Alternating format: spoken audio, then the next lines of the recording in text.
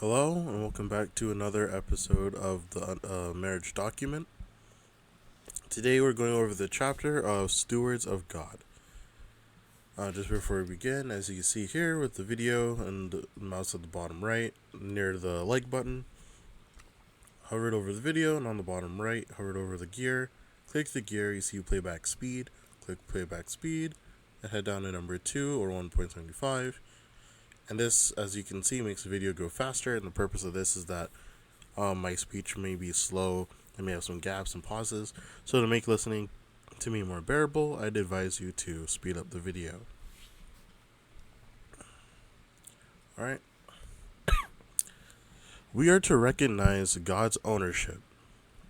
That which lies at the foundation of business, integrity, and of true success is the recognition of God's ownership. The creator of all things. He is the original proprietor. We are his stewards. All that we have is a trust from him, to be used according to his direction. This is an obligation that rests upon every human being. It has to do with the whole sphere of human activity, whether we recognize it or not. We are stewards, supplied from God with talents and facilities, and placed in the world to do a work appointed by him. Money is not ours. Houses and grounds, pictures and furniture, garments and luxuries do not belong to us. We are pilgrims, we are strangers. We have only a grant of those things that are necessary for health and life. Our temporal blessings are given us in trust, to prove whether we can be entrusted with eternal riches. If we endure the proving of God, then we shall receive that purchased possession, which is to be our own glory, honor, and immortality. We must give an account if our own people would only put into the cause of God the money that has been lent them in trust, that portion which they spend in selfish gratification. In idolatry, they would lay up treasure in heaven, and would be doing the very work God requires them to do. But like the rich man in the parable, they live sumptuously. The money God has lent them in trust to be used in his name's glory, they spend extravagantly. They do not stop to consider their accountability to God. They do not stop to consider that there is to be a reckoning day not far hence, when they must give an account of their stewardship. We should ever remember that in the judgment, we must meet the record of the way we use God's money. Much is spent in self-pleasing, self-gratification, that does no real good but positive injury. If we realize that God is the giver of all good things, that the money is his, then we shall exercise wisdom in its expenditure, conforming to his holy will. The world, its customs, its fashions will not be our standard. We shall not have a desire to conform to its practices. We shall not permit our inclinations to control us. In our use of money, we can make it an agent of spiritual improvement by regarding it as a sacred trust, not to be employed to administer to pride, vanity, appetite, or passion. I was shown that the recording angel makes a faithful record of every offering dedicated to God and put into the treasury, and also of the final result of the means thus bestowed. The eye of God takes cognizance of every farthing devoted to his cause, and of the willingness or reluctance of the giver. The motive in giving is also chronicled. Systematic giving for the family. Quote, let every one of you lay by him in store, as God hath prospered him. End quote.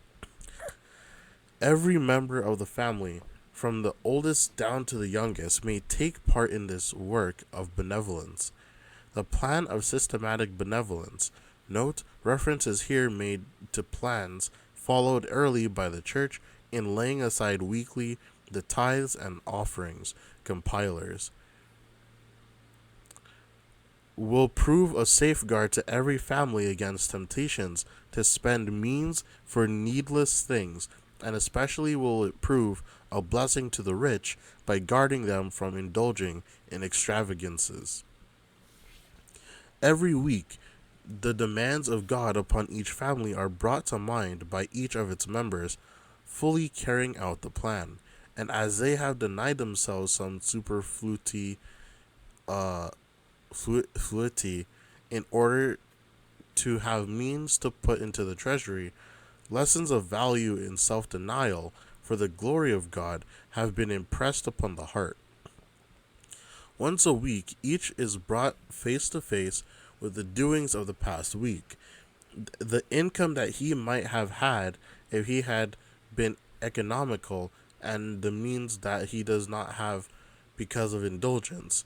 His conscience is reined up, as it were, before God, and either commends or accuses him.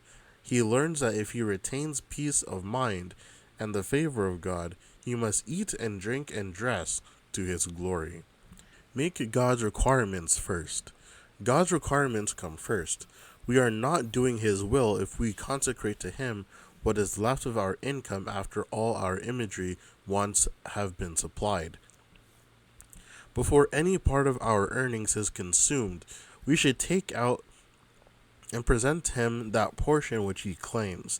In the old dispensation, an offering of gratitude was kept continually burning upon the altar, thus showing man's endless obligation to God. If we have prosperity in our secular business, it is because God blesses us. A part of this income is to be devoted to the poor, and a large portion to be applied to the cause of God. When that which God claims is rendered to him, the remainder will be sanctified and blessed to our own use. But when a man robs God by withholding that which he requires, his curse rests upon the whole. Remember the needy poor. If we represent the character of Christ, every particle of selfishness must be expelled from the soul.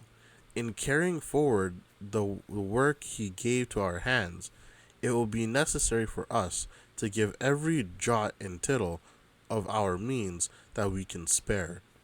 Poverty and distress in families will come to our knowledge, and afflicted and suffering ones will have to be relieved. We know very little of the human suffering that exists everywhere about us, but as we have opportunity, we should be ready to render immediate assistance to those who are under severe pressure. The squandering of money in luxuries deprives the poor of the means necessary to supply them with food and clothing. That which is spent for the gratification of pride in dress, in buildings, in furniture, and in decorations would relieve the distress of many wretched, suffering families. God's stewards are to minister to the needy. God's remedy for selfish and covetousness. The giving that is the fruit of self-denial is a wonderful help to the giver.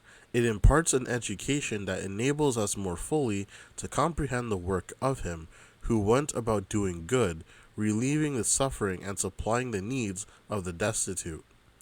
Constant self-denying benevolence is God's remedy for the cankering sins of selfishness and covetousness.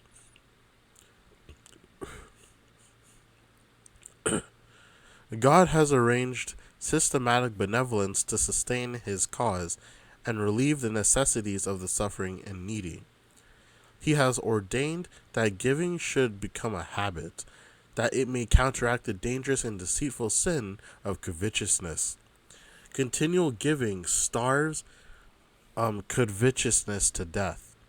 Systematic benevolence is designed in the order of God to tear away treasures from the covetous as fast as they are gained, and are to consecrate them to the Lord, to whom they belong. The constant practice of God's plan of systematic benevolence weakens covetousness and strengthens benevolence. If riches increase, men, even those professing godliness, set their hearts upon them, and the more they have, the less they give to the treasury of the Lord. Thus riches make men selfish, and hoarding feeds covetousness. And these evils strengthened by active exercise. God knows our danger and has hedged us about with means to prevent our own ruin. He requires the constant exercise of benevolence, that the force of habit in good works may break the force of habit in an opposite direction. And that's it for now. And I'll see you guys in the next one for this chapter. Have a good rest of your day.